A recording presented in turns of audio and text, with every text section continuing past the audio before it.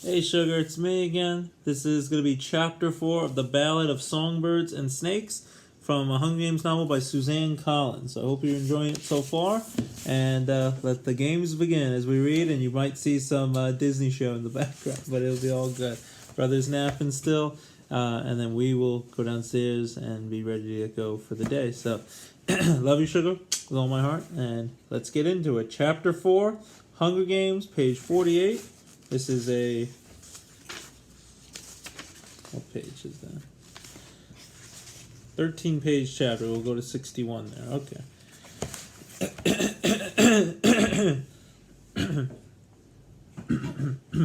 Okay. Chapter 4. He could not have felt more exposed had he been standing naked in the middle of Corso.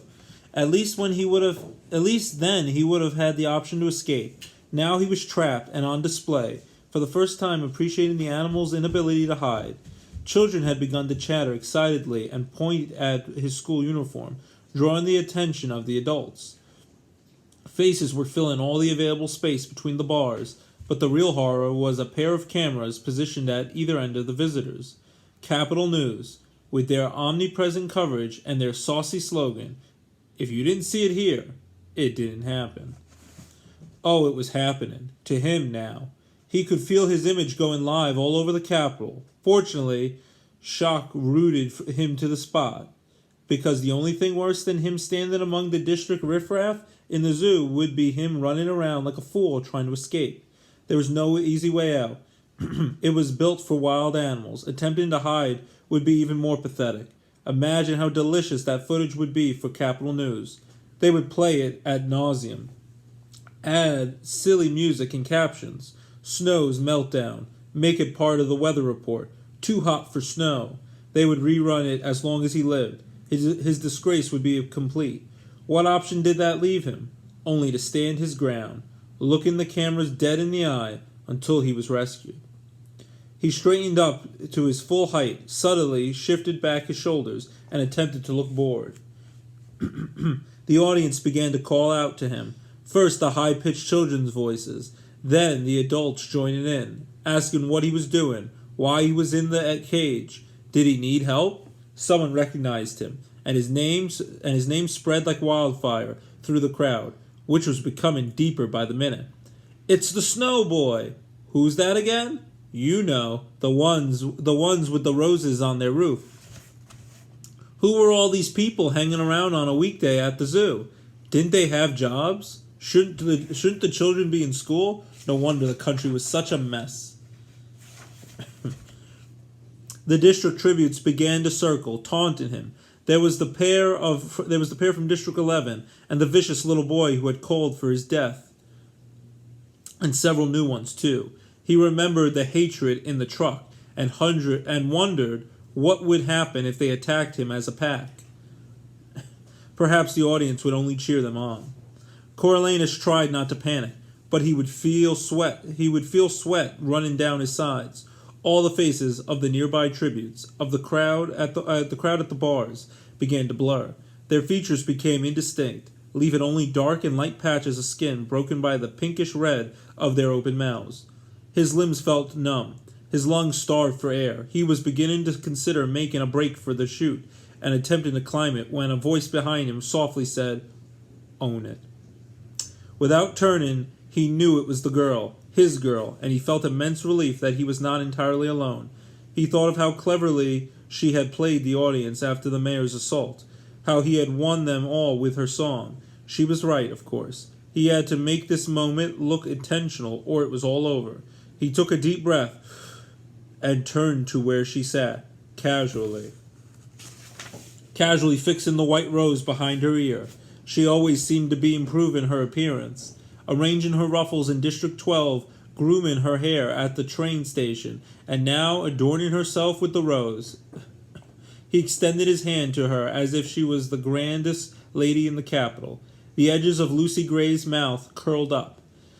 As she took his hand, her touch sent a tiny electrical spark up his arm, and he felt as if a bit of her onstage charisma had been transferred to him. He made a small bow as she stood with exaggerated elegance. She's on stage. You're on stage. This is the show, he thought. He lifted his head and asked, "Would you care to meet a few of my neighbors?" "I would be delighted," she said, as if they were at an afternoon tea. My left side is better," she murmured, lightly brushing her cheek. He wasn't sure what to do with the information, so he started to guide her to the left. Lucy Gray gave the spectators a big smile, seemingly pleased to be there, but as he led her to the bars, he could feel her fingers clench in his like a vice. A shallow moat that ran between the rocky structures and the bars of the monkey house had once formed a watery barrier between the animals and the visitors, but it was bone dry now. They descended 3 steps, crossed the moat, and climbed back up to a shelf that ran around the enclosure, putting them eye to eye with the patrons. Coriolanus chose a spot several yards from one of the cameras, let it come to him, where a gaggle of small children stood in a cluster. The bars were spaced about 4 inches apart, not enough room to slide a whole body between, but ample if you wanted to reach your hand through. The children fell silent as they approached, pressing back into their parents' legs. Coriolanus thought the afternoon tea image was good as any, so he continued to treat the situation with the same lightness. "How do you do?" he said, leaning over to the children. "I brought along a friend of mine today. Would you like to meet her?" The children shifted around, and there were a few giggles. Then one little boy shouted, "Yes!" He slapped the bars with his hands a few times, then shoved them in his pockets uncertainly. "We saw her on the television." Coriolanus led Lucy Gray right up to the bars. "May I present Miss Lucy Gray Baird?" The audience had fallen silent now, nervous at her proximity to the children, but eager to hear what the strange tribute was going to say. Lucy Gray went down on one knee about a foot from the bars. "Hi there, I'm Lucy Gray. What's your name?" "Pontius," the boy said, glancing up to his mother for reassurance. She looked warily at Lucy Gray, but the girl ignored her. "How do you do, Pontius?" she said. Like any well-bred capital lad, the boy thrust his hand out to shake. Lucy Gray raised her hand to meet his, but refrained from sticking it through the bars, which might have appeared threatening. As a result, it was the boy who reached into the cage to make contact. She squeezed his little hand warmly. "So nice to meet you. Is this your sister?" Lucy Gray nodded to the little girl next to him. She stood saucer-eyed, and she sucked out on a finger. "That's Venus," he said. "She's only 4. "Well, I think 4 is a very smart age to be," said Lucy Gray. "Nice to meet you, Venus." "You did," said Lucy Gray. "Oh, no. Nice to meet you, Venus. I liked your song," whispered Venus. "You did?" said Lucy Gray. "That's so sweet. Well, you keep watching, precious, and I'll try to sing you another, okay?" Venus nodded, and then buried her face in her mother's skirt, bringing laughter and a few awes from the crowd. "Aw." Lucy Gray began to sidestep her way along the fence, engaging the children as she went. Coriolanus hung back a bit to give her space. "Did you bring your snake?" A girl clutching a dripping strawberry ice pop asked hopefully. "I sure wish I could have. That snake was a particular friend of mine," Lucy Gray told her. "Do you have a pet?"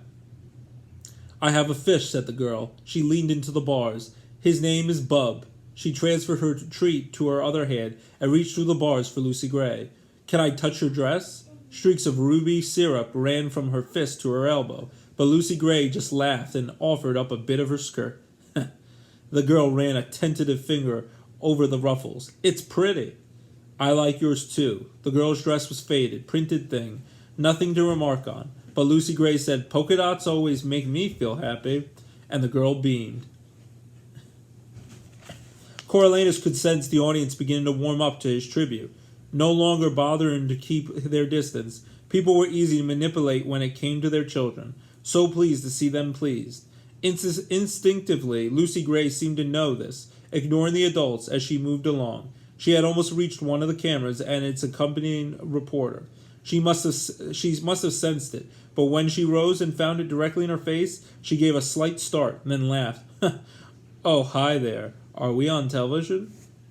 The Capitol reporter, a young man eager for a story, leaned in hungrily. "We certainly are." "And who might you be?" she asked. "I'm Lepidus Malmsey with Capitol News," he said, flashing a grin. "So, Lucy, you're the tribute from District 12?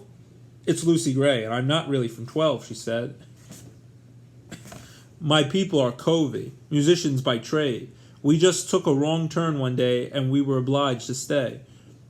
Oh, so what district are you from, then? Asked Lepidus. No district in particular. We move from place to place as the fancy takes us.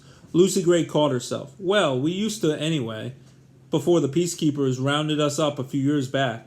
But now you're District 12 citizens, he insisted. If you say so. Lucy Gray's eyes drifted back to the crowd as if she was in danger of being bored. The reporter could feel her slipping away. Your dress has been a big hit in the capital.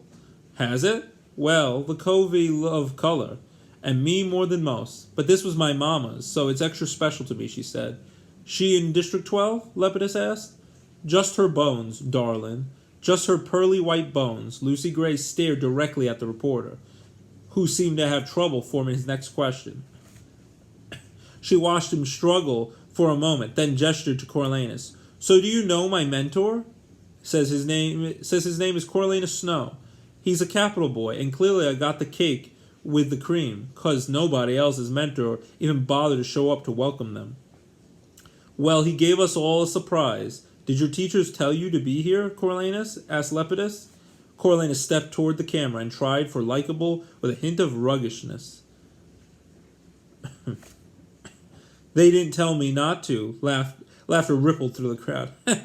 But I do remember them saying that I was to introduce Lucy Gray to the capital, and I take that job seriously. So you didn't have a second thought about diving into a cage of tributes? Prompted the reporter. A second, a third, and I imagine the fourth and fifth will be hitting me sometime soon, admitted Coriolanus. But if she's brave enough to be here, shouldn't I be? Oh, for the record, I didn't have a choice, said Lucy Gray. For the record, neither did I, said Coriolanus. After I heard you sing, I couldn't keep away. I confess, I'm a fan. Lucy Gray gave her skirt a swish as a smattering of applause came from the crowd. Well, I hope for your sake the Academy agrees with you, Coriolanus, said Lepidus. I think you're about to find out. Coriolanus turned to see metal doors, their windows reinforced with grates, swinging open in the back of the monkey house. A quartet of peacekeepers marched in and headed straight for him. He turned to the camera, intent on making a good exit. Thank you for joining us, he said. Remember, it's Lucy Gray Bear, representing District 12. Drop by the zoo if you have a minute and say hello. I promise she's well worth the effort. Lucy Gray extended her hand to him with a delicate droop of the wrist that invited a kiss. He obliged, and when his lips brushed her skin, he felt a pleasant tingle. After giving the audience one last wave, he stepped up calmly to meet the peacekeepers. One nodded tersely, and without a word, he followed them from the enclosure to a respectable applause.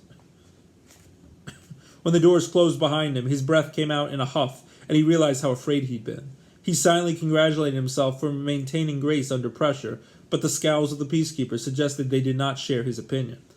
What are you playing at? A peacekeeper demanded. You're not allowed in there. So I thought until your cohorts unceremoniously dumped me down a chute, Coriolanus replied. He thought the combination of cohorts and unceremoniously had just the right note of superiority. I only signed up for the ride to the zoo. I'd be happy to explain the whole thing to your presiding officer and identify the peacekeepers who did this. But to you, I offer my thanks. Uh-huh, she said flatly. We have orders to escort you to the academy. Even better, said Coriolanus, sounding more confident than he felt. The quick reaction from the school unsettled him.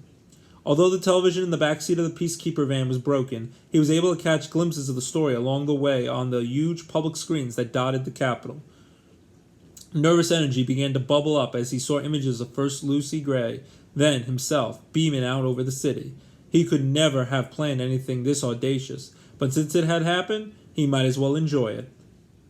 And really, he thought, he had given a fine performance, kept his head, stood his ground, featured the girl, and she was a natural, handled it all with dignity and a little ironic humor. By the time he reached the academy, he had recovered his composure, and ascended the steps with assurance. It helped that every head was turned in his way, and had there been no peacekeepers to hold them at bay, he felt sure his schoolmates would have swarmed him. He thought he'd be taken to the office, but the guard deposited him on the bench outside the door to, out of all places, the high biology lab, which was restricted to the senior students most gifted in the science. Although it was not his favorite subject, the smell of formaldehyde triggered his gag reflex, and he loathed working with a partner. He did sufficiently well in genetic manipulation to have landed a spot in the class. Nothing like that whiz, Io Jasper, who seemed to have been born with a microscope attached to her eye. He was always gracious to Io. He was always gracious to Io, though, and as a result, she adored him. With unpopular people, such a minor effort went such a long way.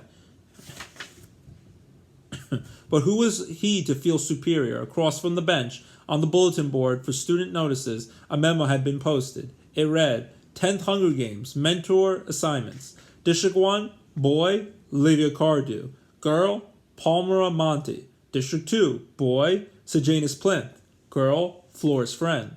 District 3, Boy, Io Jasper. Girl, Urban Canville. District 4, Boy, Persephone Price. Girl, Festus Creed. District 5, Boy, Dennis Fling. Girl, Iphigenia Moss. District 6, Boy, Apollo Ring. Girl, Diana Ring. District 7, Boy, Vipsania Sickle. Girl, Plinty Harrington. District 8, Boy, Juno Phipps. Girl, Hilaris Heavensby. District 9, Boy, Gaius Breen. Girl, Andralix Anderson. District 10, Boy, Demetia Wimswick. Girl, Aranchni Crane. District 11, Boy, Clemenzia Dovecote. Girl, Felix Revenstill. District 12, Boy, Listertrata Vickers. Girl, Corelena Snow. Could there be a more stinging public reminder of his precarious position than to be dangling there at the end like an afterthought? After Coriolanus spent a few minutes puzzling over why he'd been brought to the lab, the guard told him he could go in. At his tentative knock, a voice he recognized as Dean Highbottom's bid him enter. He had expected Satyria to be present, but found only one other person in the lab, a small stooped old woman with frizzy gray hair who was teasing a caged rabbit with a metal rod. She poked at it through the mesh until the creature, which had been modified to have the jaw strength of a pit bull, yanked the thing from her hand and snapped it in two. Then she straightened as well as she could, turned her attention to Coriolanus, and exclaimed, "Hippity hoppity!" Dr. Valmir Gall, the head game maker and mastermind behind the Capitol's Experimental Weapons Division, had unnerved Coriolanus since childhood. On a school field trip, his class of 9-year-olds had watched as she melted the flesh of a lab rat with some sort of laser and then asked if anyone had any pets they were tired of. Coriolanus had no pets. How could they afford to feed one? But Pluribus Bell had a fluffy white cat named Boa Bell that would lie in her owner's lap and bat around the ends of his powdered wig. She had taken a fancy to Coriolanus and would start up a raspy, mechanical purr the moment he petted her head. On those dreary days when he'd slogged through the wintry slush to trade back a bag of lima beans for more cabbage, it was her silly, silky warmth that had consoled him. It upset him to think of Boa Bell ending up in the lab. Coriolanus knew Dr. Gall taught a class at the university, but he had seldom seen her at the academy. As head game maker, though, anything related to the Hunger Games fell under her purview. Could his trip to the zoo have brought her here? Was he about to lose his mentorship? Hippity hoppity, Dr. Gall grinned. How was the zoo? Then she was laughing. It's like a children's rhyme. Hippity hoppity, how was the zoo? You fell in a cage and your tribute did too. Coriolanus' lips stretched into a weak smile as his eyes darted over to Dean Highbottom for some clue as to how to react. The man sat slumped at a lab table, rubbing his temple in a way that suggested he had a pounding headache. No help there. I did, Coriolanus said. We did. We fell in a cage. Dr. Gall raised her eyebrows at him, as if expecting more. And we landed on stage? He added. Ha, exactly. That's exactly what you did. Dr. Gall gave it an approving look. You're good at games. Maybe one day you'll be a game maker. The thought had never crossed his mind. No disrespect to Remus, but it didn't seem like much of a job, or like it required any particular skill, tossing kids and weapons in an arena and letting them fight it out. He supposed they had to organize the reap-ins and film the games, but he hoped for a more challenging career. I've got a great deal to learn before I can think of that, he said modestly. The instinct is there. That's what matters, said Dr. Gall. So tell me, what made you go into the cage? It had been an accident. He was about to say so when he thought of Lucy Gray whispering the words, "Own it." Well, my tribute, she's on the small side. The kind who's gone in the first 5 minutes of the Hunger Games, but she's appealing in a scruffy sort of way, with the singing and all. Coriolanus paused for a moment, as if reviewing his plan. I don't think she stands a chance of winning, but that isn't the point, is it? I was told we were trying to engage the audience. That's my assignment, to get people to watch. So I asked myself, how do I even reach the audience? I go where the cameras are. Dr. Gall nodded. Yes, there's no Hunger Games without the audience. She turned to the dean. You see, Casca, this one took the initiative. He understands the importance of keeping the games alive. Dean Highbottom squinted at him skeptically. Does he? Or is he just showboating for a better grade? What do you think the purpose of the Hunger Games is, Coriolanus? To punish the districts for the rebellion? Coriolanus said without hesitation. Yes, but punishment could take a myriad of forms, said the dean. Why the Hunger Games? Coriolanus opened his mouth and then hesitated. Why the Hunger Games? Why not just drop bombs or cancel food shipments or stage executions on the steps of the district justice buildings? His mind jumped to Lucy Gray kneeling at the bars of the cage, engaging the children, the thorn of the crowd. They were connected in some way that he couldn't quite articulate. It's because of the children. How they matter to people. How do they matter? Dean Highbottom pressed. People love children, said Coriolanus, but even as the words came out of his mouth, he questioned them. During the war, he had been bombed and starved and abused in multiple ways, and not just by the rebels. A carriage ripped from his hands, a peacekeeper bruised his jaw when he mistakenly wandered too close to the president's mansion. He thought of the time he had collapsed and lain in the street with the swan flu, and no one would stop to help. Racked with chills, burning with fever, limbs spiked with pain. Even though she was sick herself, Tigress had found him that night and somehow gotten him home. He faltered. Sometimes they do, he added, but it lacked conviction. When he thought about it, people's love of children seemed a very fickle thing. I don't know why, he admitted. Dean Highbottom shot Dr. Gall a look. You see? It's a failed experiment. It's as if no one watches, she snapped back. She gave Coriolanus an indulgent smile. He's a child himself. Give him time. I got a good feeling about this one. Well, I'm off to visit my mutts. She patted Coriolanus on the arm as she shuffled toward the door. Very hush-hush, but there's something wonderful going on there, going on with the reptiles. Coriolanus made as if to follow, but Dean Highbottom's voice stopped him. So your whole performance was planned. That's odd, because when you stood up in the cage, I thought you were thinking about running. It was a rather more physical entrance than I had envisioned. It took some time to get my bearings. Again, I have a great many things to learn, said Coriolanus. Boundaries being among them. You'll be receiving a demerit for engaging in reckless behavior that could have injured a student. You, namely. It will go on your permanent record, said the dean. A demerit? What did that even mean? Coriolanus would have to review the Academy student guide so he could object to the punishment. He was distracted by the dean, who pulled a small bottle from his pocket, twisted it open, and applied 3 drops of clear liquid to his tongue. Whatever was in the bottle, most likely morphine, worked quickly, because Dean Highbottom's whole body relaxed and a dreaminess settled in his eyes. He smiled unpleasantly. 3 such demerits, and you'll be expelled. That's the end of Chapter 4 of the Hunger Games. Ballad of the Songbirds and Snakes from Suzanne Collins. We'll read Chapter 5 tomorrow, Sugar. I love you with all my heart. I'll see you real soon. Love you, Sugar.